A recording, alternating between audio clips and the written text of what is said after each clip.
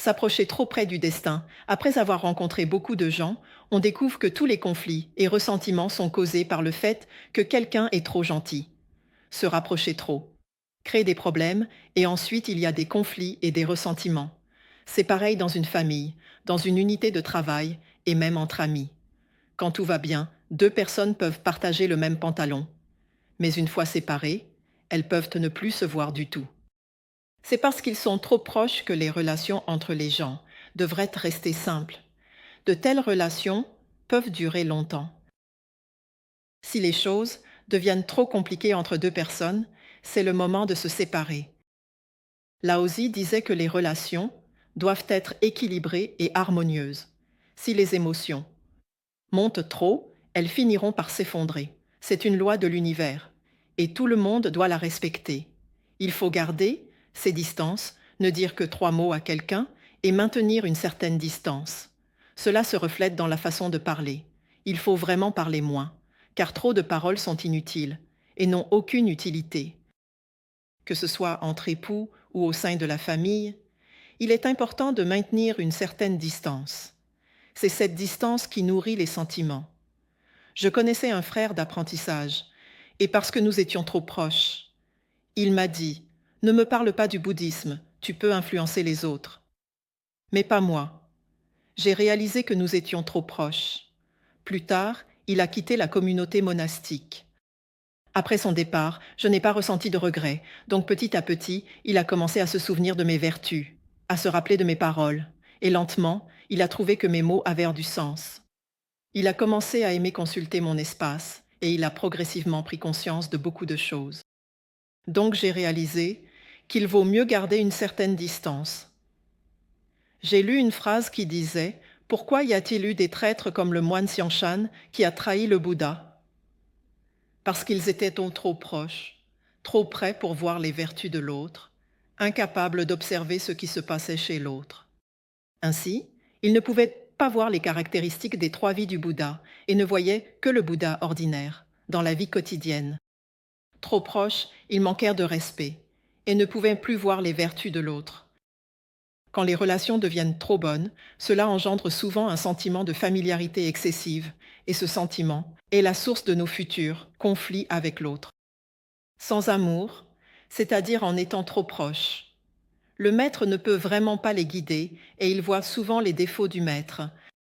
Je me souviens souvent d'une phrase de mon maître. Il disait que vous devriez vous éloigner de moi pour voir mes débuts.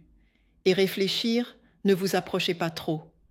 Beaucoup de gens, une fois proches, ne voient plus les vertus de l'autre, mais seulement les défauts. N'est-ce pas une sorte de perte prématurée? Les relations entre les gens sont vraiment intéressantes, sans un véritable respect. Il est très difficile de les maintenir. C'est pareil pour les couples. Nous devons être reconnaissants envers ceux qui nous soignent et avoir des actions de gratitude pour bien maintenir la relation, comme mon maître. Quand il se mettait en colère, même pour la nourriture et le sommeil, tout le monde le craignait, mais quand il était de bonne humeur, c'était incroyable. Il avait une sorte de champ magnétique autour de lui, donc, chaque fois que nous pensions à lui, nous ressentions une sorte de force de bénédiction. Il y a une sorte de respect. Et si nous pouvons ressentir du respect pour notre maître, c'est aussi grâce au mérite de notre maître. Je me souviens qu'un maître a dit une fois que lorsque vous rencontrez vraiment le Bouddha, vous n'avez même plus le désir de devenir Bouddha, parce que le Bouddha est si simple, si ordinaire, que lorsque vous le voyez, vous pensez que le Bouddha n'est pas si différent. Alors, comment peut-on devenir Bouddha en vivant ainsi? Mais ceux qui ont vraiment des mérites sont aussi très simples. Sans un maître précieux, nous ne voyons souvent pas les mérites des autres. La relation avec n'importe qui est vraiment un art ou une connaissance très importante dans la vie. Apprendre à bien s'entendre n'est vraiment pas facile. Je pense qu'il y a un point très important. Tout d'abord, il faut adopter un état d'esprit sans attente, ne pas demander à l'autre, ne pas chercher à obtenir quelque chose de l'autre, puis faire beaucoup de choses pour l'autre. De cette façon, la relation s'améliore progressivement.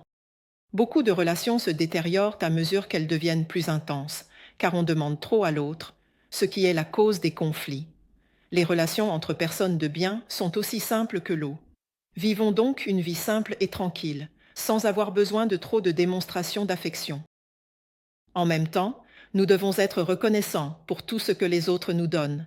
Seule la gratitude peut rendre une relation durable.